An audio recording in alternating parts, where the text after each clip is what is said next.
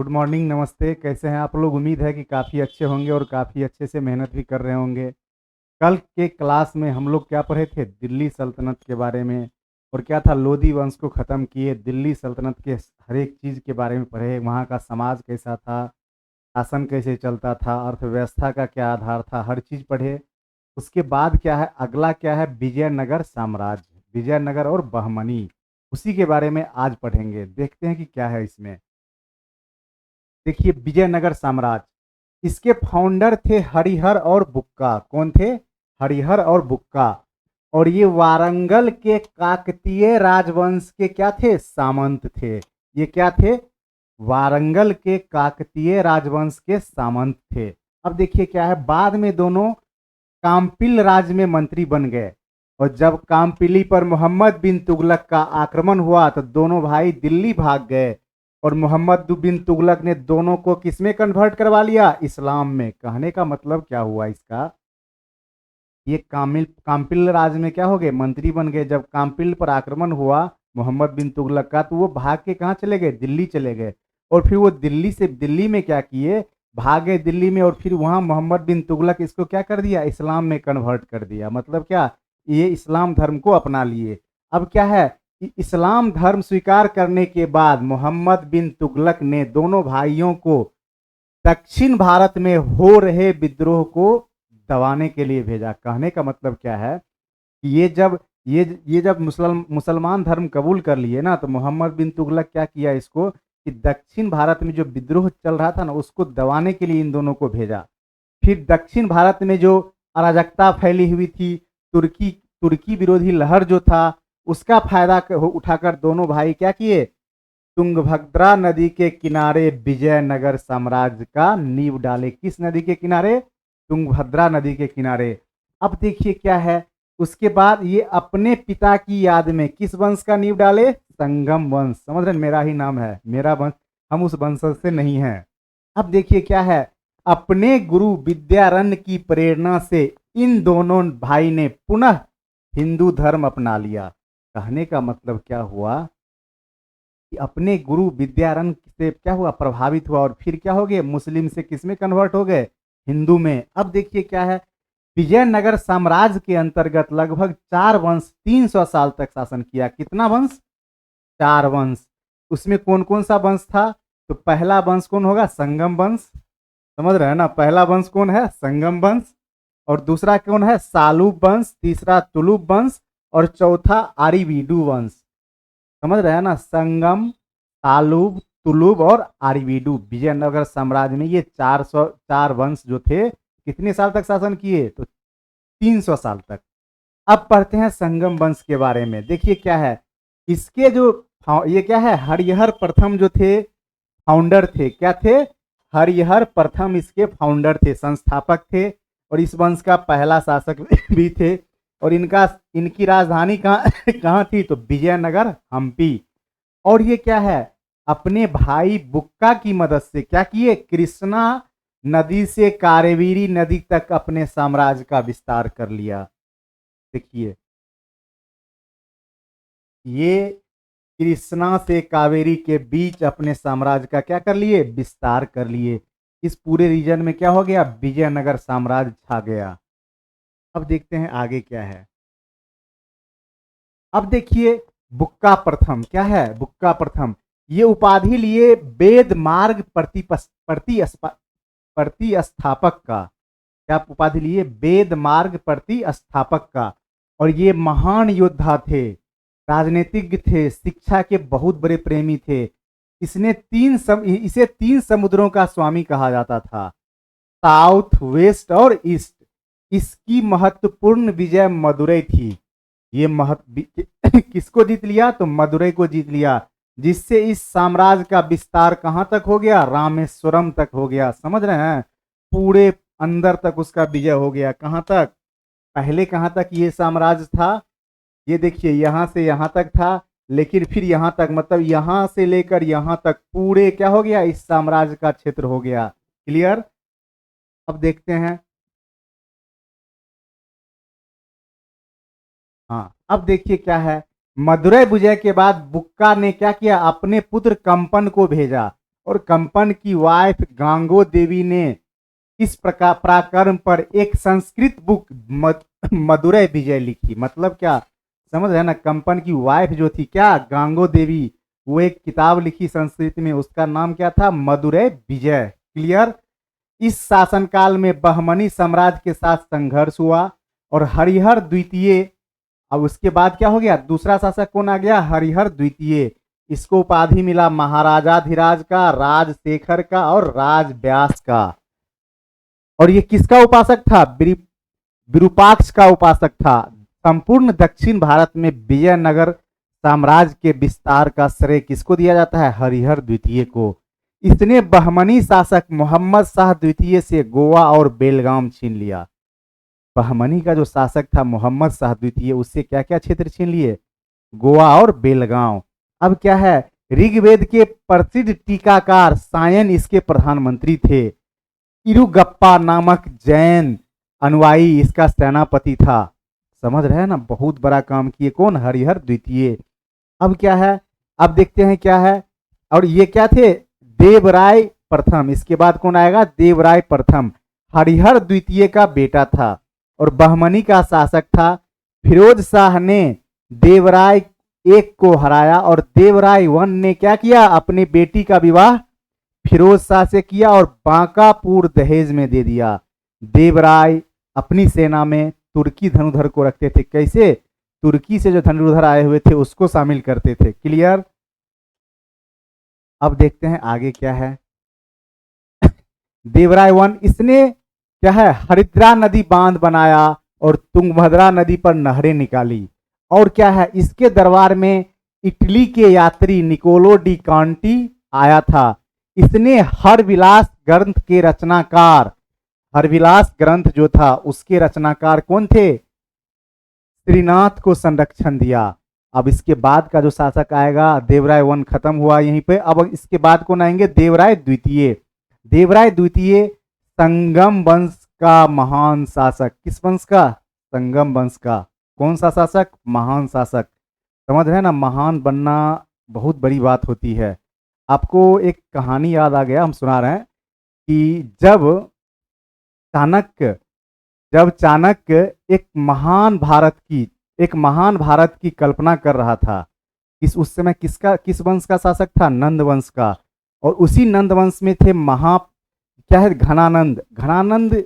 और वे क्या किए थे, चाणक्य जब ये महान भारत का इस कल्पना कर रहे थे, उसी समय कौन थे, चंद्रगुप्त को तैयार कर रहे थे। लेकिन हुआ क्या कि घनानंद की बेटी दूर दराज से किसको प्यार हो गया, चंद्रगुप्त मौर्य को।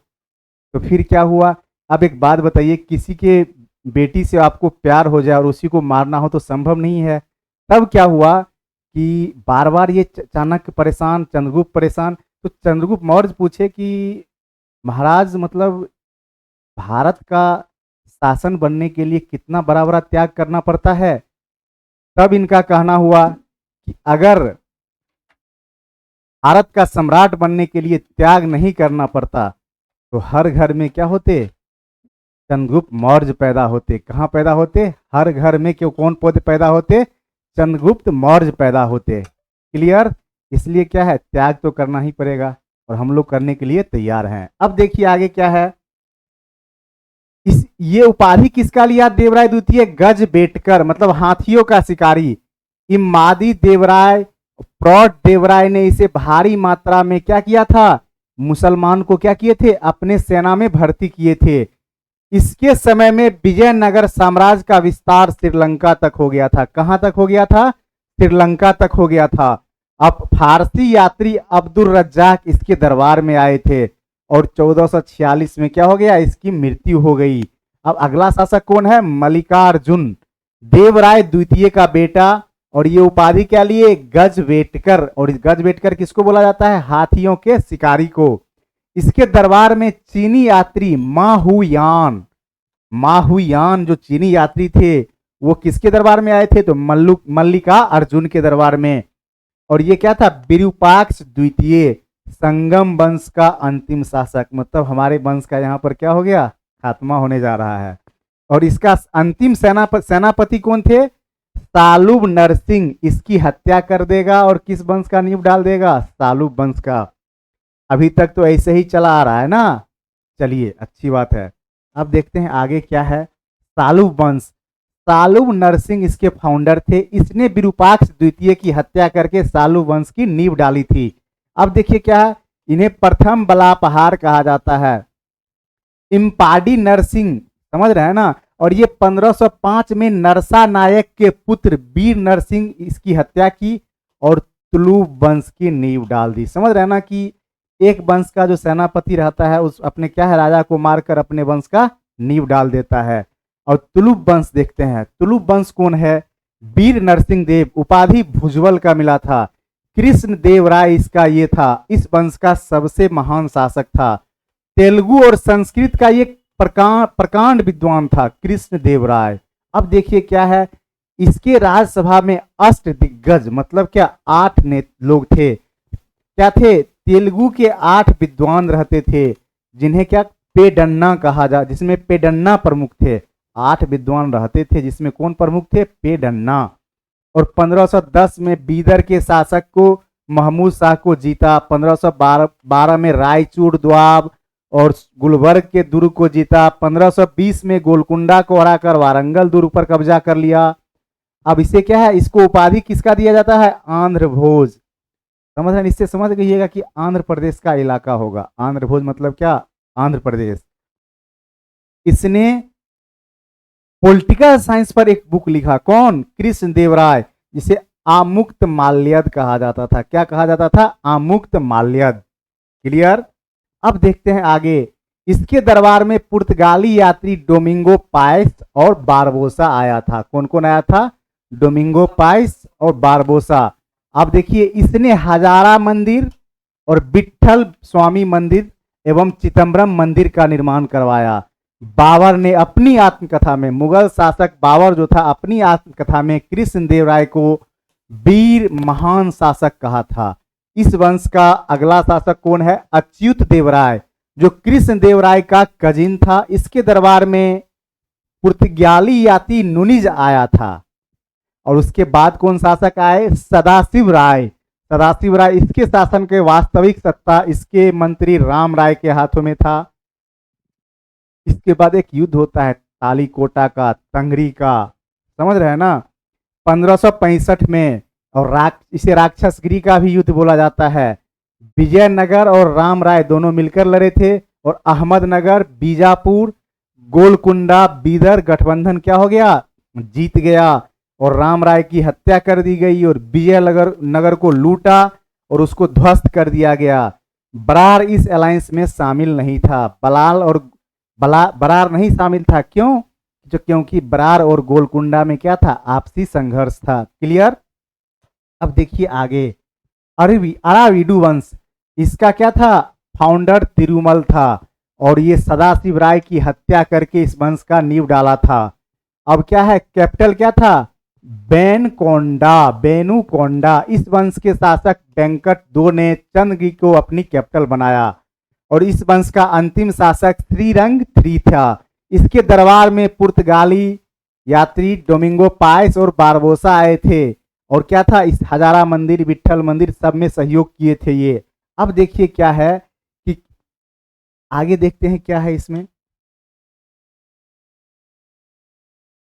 हाँ, अब देखते हैं क्या विजयनगर साम्राज्य का केंद्रीय प्रशासन कैसा था। कैसा था? ये ऑटोक्रेटिक सिस्टम था, राजतंत्रात्मक व्यवस्था। और उपाधि किसका मिला था इसके राजा को? राय का।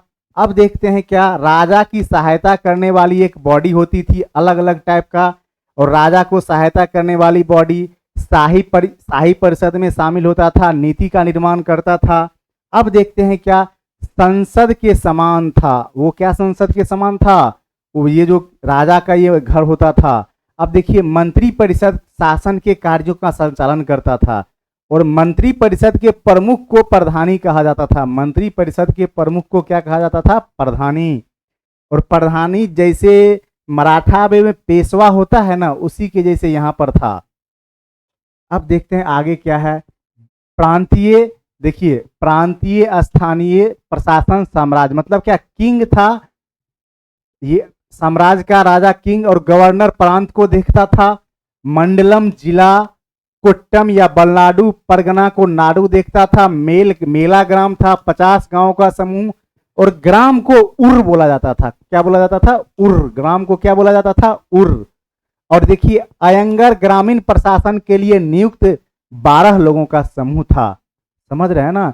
अलग अलग, जैसे ऊपर से नीचे तक आते आते क्या था, एक सिस्टम बना हुआ था। उससे सबसे पहला कौन था? राजा, उसके बाद प्रांत, उसके बाद जिला, उसके बाद में नाडु, उसी की तरह गांव। और अयंगर जो था वो क्या था? 12 लोगों का समूह था जो क्या करता था? ग्रामीण प्रशासन को देखता था। अब देखते हैं विजयनगर साम्राज्य में सामाजिक व्यवस्था कैसा था। वर्ण व्यवस्था, जाति व्यवस्था दोनों था। क्षत्रिय इस साम्राज्य में नहीं था। अब देखिए क्या है, ब्राह्मण समाज में सर्वोच्च स्थान पे था। अब क्या? शेट्टी, ब्राह्मणों के बाद समाज में दूसरा स्थान किसको था? शेट्टी या चेट्टी को। दास प्रथा था। वेश्यवर्ग मतलब क्या? एक ऐसा जगह क्या था जहां पर सेल और परचेज किया जाता था स्लेव का। स्लेव समझते हैं ना? दास को। और युद्ध में वीरता दिखाने वाले पुरुष को गढ़ पैद्र मतलब समझते हैं? कड़ा, पैर में कड़ा पहनाया जाता था। जो युद्ध में बहुत ज्यादा अच्छा करते थे उसको क्या पहनाया जाता था? कड़ा पहनाया जाता था। किसमें? पैर में। अब देखिए इंटरटेनमेंट के लिए क्या था? पासा था और चेस। चेस समझते हैं? शतरंज। अब देखिए आगे क्या था इसमें, महिलाओं की स्थिति क्या थी? बेहतर थी। ये सबसे अच्छी बात है। शासन के कार्यों में भाग लेती थी। दहेज प्रथा नहीं था, पर्दा प्रथा नहीं था, देवदासी प्रथा था। और इनको राज के द्वारा भरण पोषण के लिए जमीन दिया जाता था। देवदासी को क्या किया जाता था? राज के द्वारा भरण पोषण के लिए क्या दिया जाता था? जमीन दिया जाता था। अब उसके बाद क्या है? सती प्रथा था। और ये सती प्रथा सिर्फ राज परिवारों में, मतलब क्या? राजा के परिवारों में ही सिर्फ सती प्रथा था। क्लियर? अब देखते हैं आगे क्या है। इसके बाद है बहमनी साम्राज्य। इसका परिचय देखते हैं।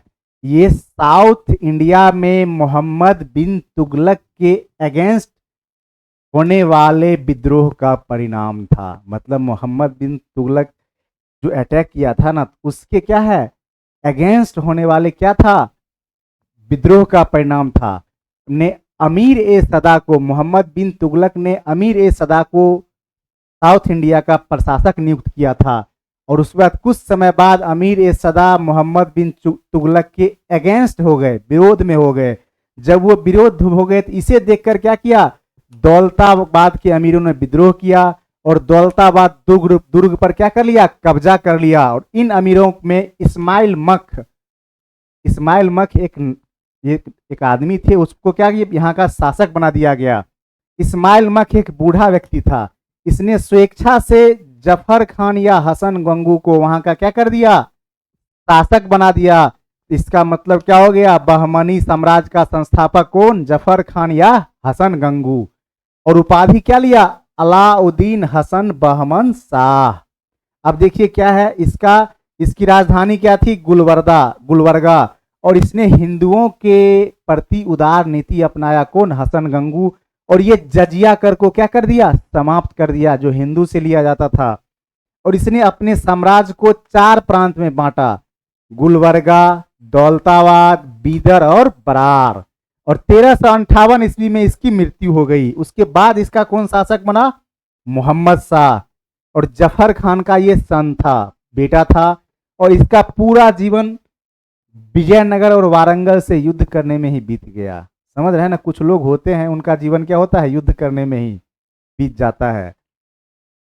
अब देखिए क्या है इसमें, इसने अपने राज्य में शराब को बैन कर दिया। बहुत अच्छा काम किया। और 1367 में मोहम्मद शाह 1 और बुक्का 1 के बीच युद्ध हुआ, जिसमें पहली बार तोप या बारूद का उपयोग हुआ। समझ रहे हैं? विजयनगर साम्राज्य में भी और बहमनी में भी क्या हुआ था? तोप का यूज या बारूद का यूज हुआ था। किसके समय में? मोहम्मद शाह और बुक्का 1 के बीच में। और 1375 में क्या हो गई? इसकी मृत्यु हो गई। अब देखिए अब इसके बाद 5 शासक हुए इस वंश में जो इंपोर्टेंट नहीं थे। क्या है? महत्वपूर्ण नहीं थे। किसमें? बहमनी साम्राज्य में। और उसके बाद ताजुद्दीन फिरोज शाह 1397 से 1422।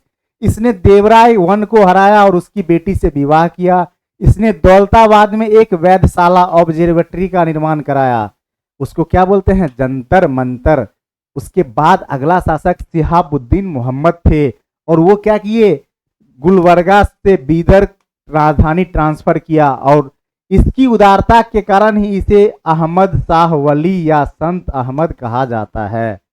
समझ रहे हैं, ये बहुत ज्यादा क्या था, उदार था, इसलिए उसको क्या बोला जाता है, अहमद शाह वली या वली संत।